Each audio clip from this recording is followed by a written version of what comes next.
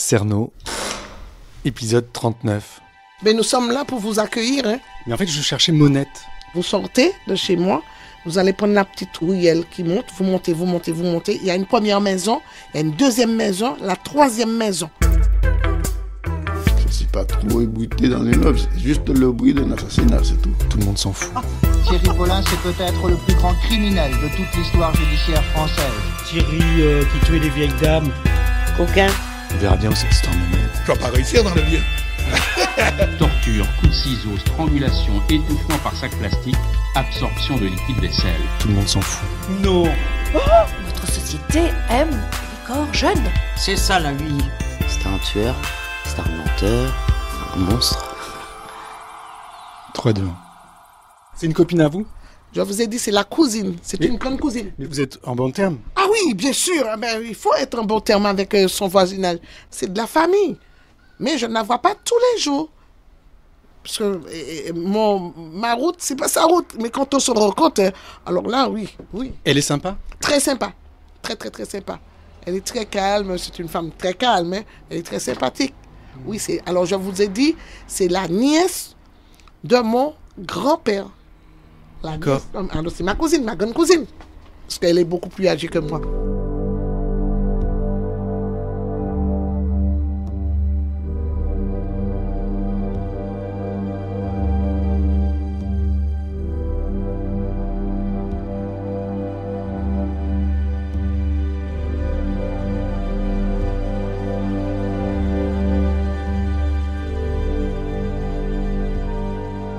Pourquoi tout le monde s'appelle l'Archer ici?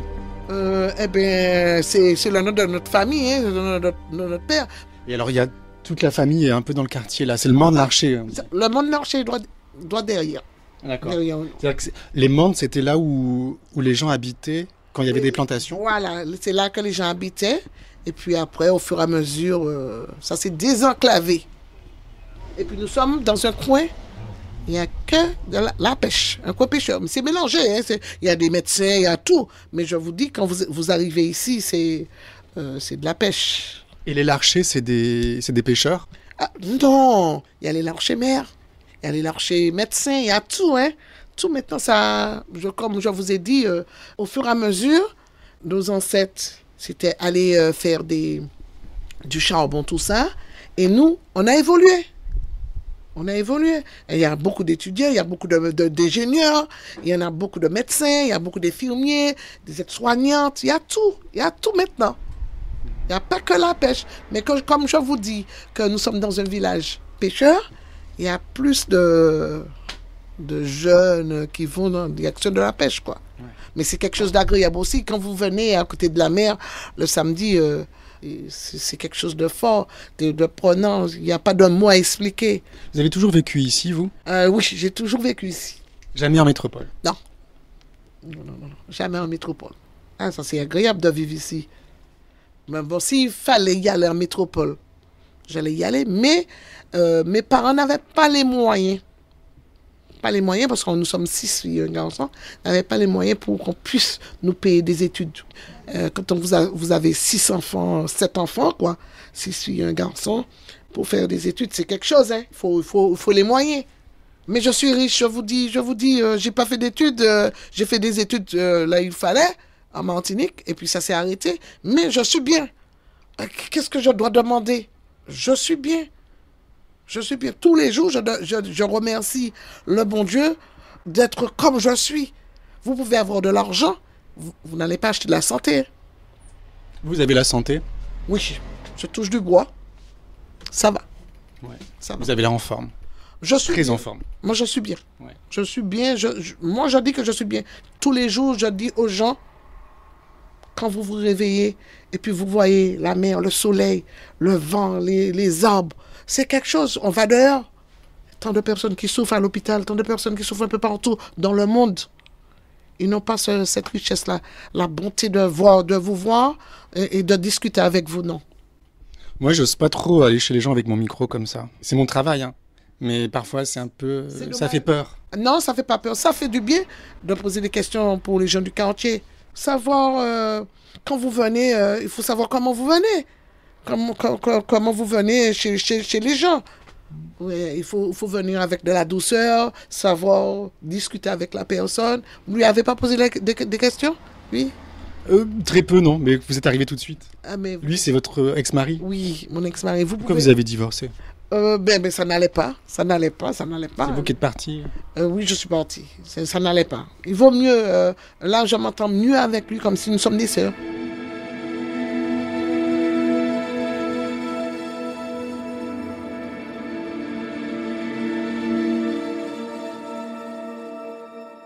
En fait, c'est grâce à Monette que j'ai fait un long voyage. C'est vrai? Oui. Parce que j'ai travaillé beaucoup en France sur l'affaire Thierry Paulin. Je n'ai pas connu, c'est simplement... C'était son fils. Oui, je sais.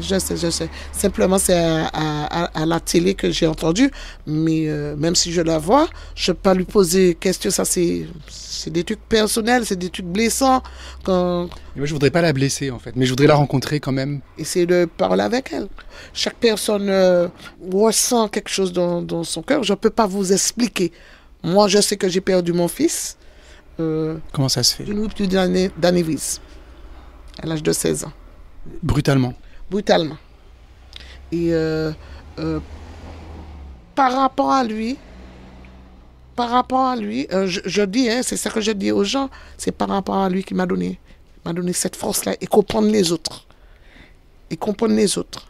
Tant que quelqu'un n'est pas touché par la mort de son fils ou de sa mère ou d'un frère, je dois faire un travail sur moi pour tous les jours me réveiller, pour me dire ça va y aller. C'est pas la peine d'aller voir un médecin. Vous devez faire votre travail sur vous-même. C'est un travail que j'ai fait sur moi-même, même s'il y a 21 ans qu'il est parti, mais c'est comme si c'est aujourd'hui.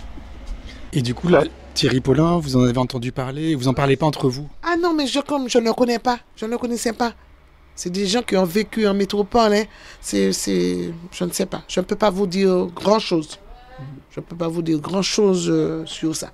Ouais. C'est ses parents seulement. Je ne sais pas. Je ne peux pas vous dire. C'est délicat comme sujet. Hein. C'est très, très, très, très, très délicat. Très délicat. Je ne veux pas lui faire de la peine, mais je voudrais, si elle veut me parler, parce que je pense qu'elle n'a pas dû beaucoup parler à des gens de cette histoire. C'est pourquoi je vous dis que ce n'est pas un médecin qui vous guérit. Hein.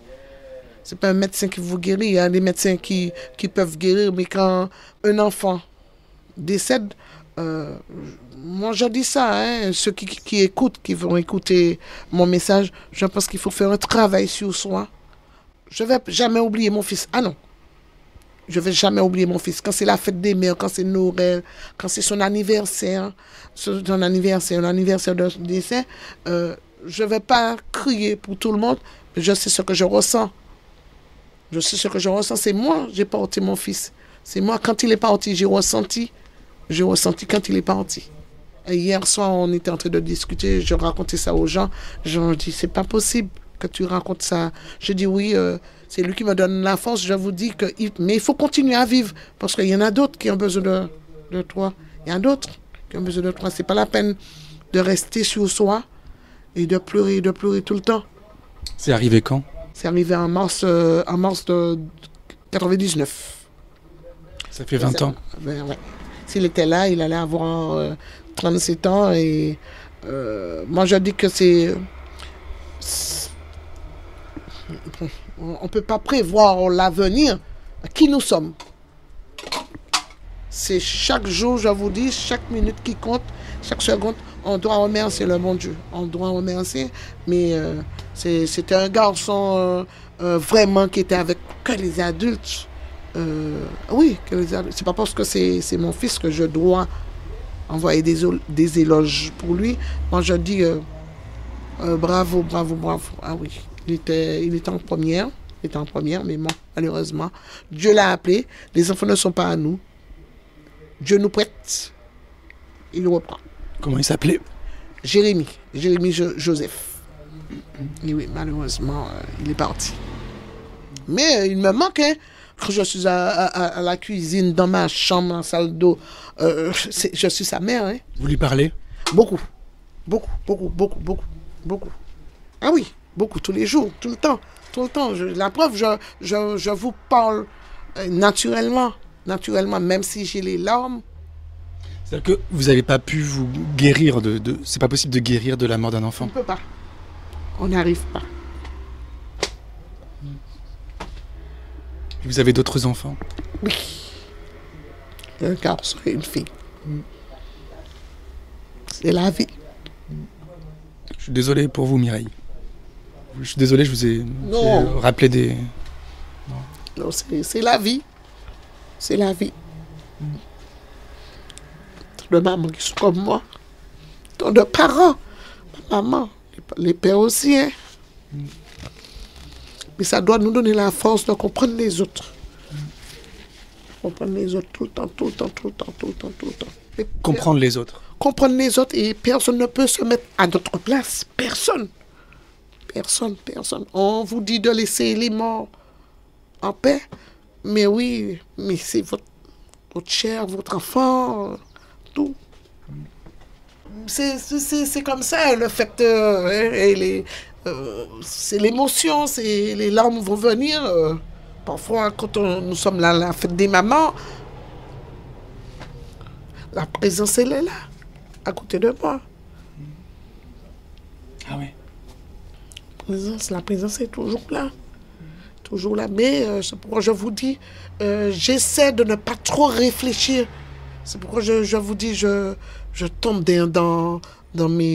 à ma cuisine, je tombe dans mes liqueurs, je chante, pour ne pas trop rester à réfléchir, Puis qu'on réfléchit, on sera malade. Je serai malade. Ah non, je ne pourrais pas être comme je suis là. Comme je suis là.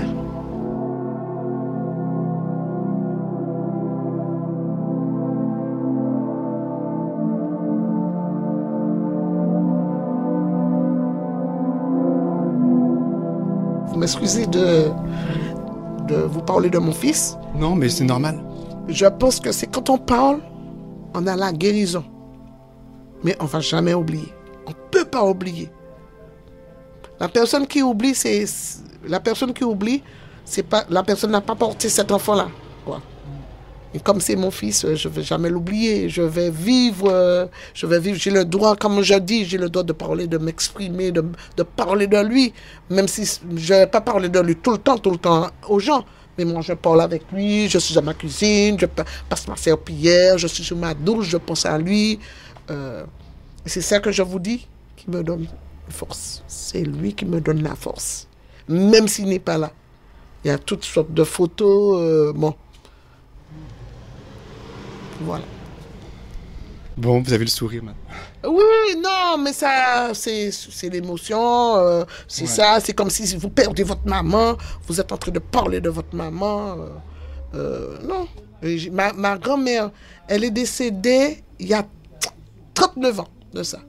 Ma grand-mère, la maman de mon papa. Je parle d'elle, cette dame-là, elle était chic, très chic. Je parle d'elle comme si elle est là avec moi. Elle est là avec nous. Parce que elle est de Trois-Îlets. Et on allait, pendant les vacances, on allait chez elle en vacances. Mais c'est l'éducation qu'elle nous a donnée, c'est quelque chose d'exceptionnel. En fait, vous êtes très, très, très bien éduqué, très bien élevé, non? Je pense que vous avez été très aimé, très protégé. Protégé, mes soeurs, soeurs et frères, on a été protégés, mais nos parents nous ont donné un beau diplôme, et le diplôme, on continue pour nos enfants. Alors là, c'est quelque chose d'agréable, de donner une éducation, de dire bonjour à ton prochain, à celui qui passe, de t'arrêter de parler 5 minutes. Ça donne, c'est une richesse de tous les jours. Ah oui, l'éducation, c'est notre premier diplôme. Hein. Ah non, c'est notre premier diplôme. Je ne regrette pas quand nos parents nous tapaient. Ah ben, j'ai pas de haine contre mes parents. Tous les jours, je leur dis merci de nous donner cette éducation-là. Ah oui. On vous tapait? Ah oui, on nous tapait. Parce que s'il y a le voisin que vous ne dites pas bonjour, le voisin va dire à votre mère ou père, elle est passée, elle ne nous a pas dit bonjour. Rien que ça. Plus maintenant. Je n'ai pas besoin de dire à ma fille de dire bonjour. Hein. Je lui ai donné la base. au berceau, je n'ai pas à dire de dire bonjour. Tu passes, c'est toi qui dois dire bonjour. Je t'ai déjà donné la base.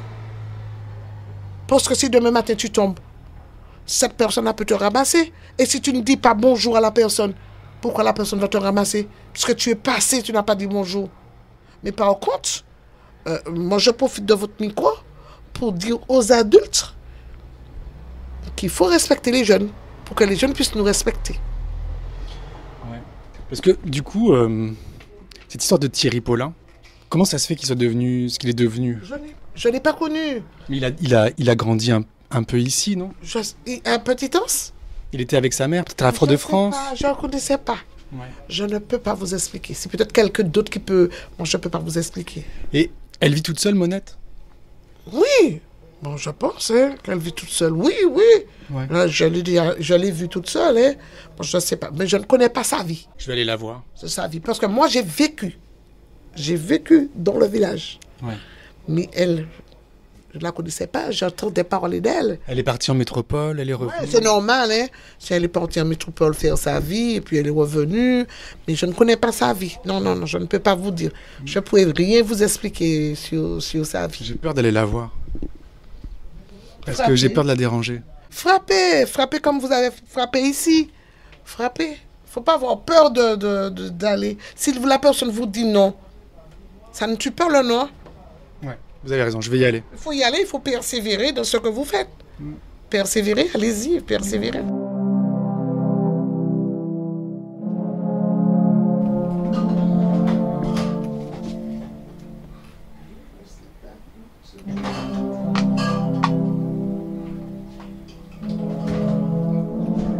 Je suis une femme programmée. Mais pourquoi? C'est comme ça, nous sommes des ordinateurs, hein. Le premier ordinateur, c'est nous. Alors, il y a des jours que je vais faire ça. C'est programmé. D'accord. Et alors aujourd'hui, vous avez prévu quoi? Alors, aujourd'hui, je vais faire mes courses. Avec ma tante. Je passe la chercher au diamant. Et on va faire des courses. On va discuter en même temps. Ça fait du bien. Ça fait du bien d'être en famille.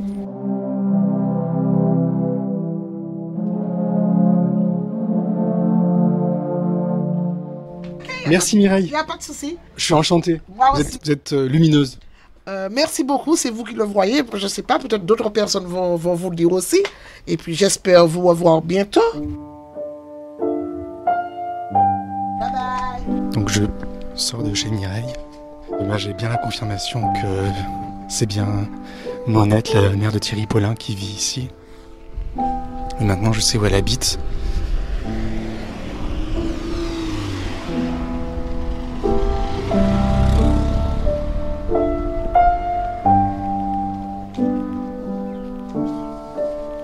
Là je tourne à gauche. Monette Larcher. C'est ici.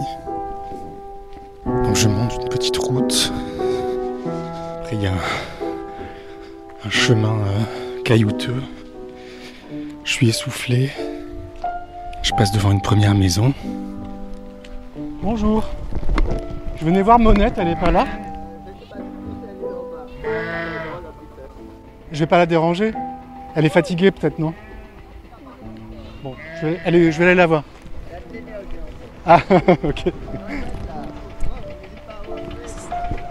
D'accord. Ok. Grégory. Ok. Donc je viens de rencontrer un jeune homme qui s'appelle Grégory. La maison à côté, il m'a dit qu'il était le petit-fils de Monette. Et il m'a dit qu'elle devrait être chez elle et qu'il fallait que je passe la grille. Qu'elle était chez elle, qu'il avait vu une infirmière passer ce matin. Et qu'il fallait pas que j'hésite à frapper. Et j'ai demandé si elle était fatiguée, il m'a dit qu'elle était en forme encore. Et ça y est, je vois la maison, c'est au bout d'un cul-de-sac. Il y a un grand portail.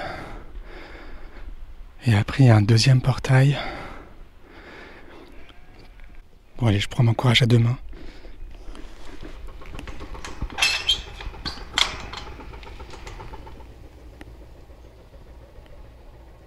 Monette ?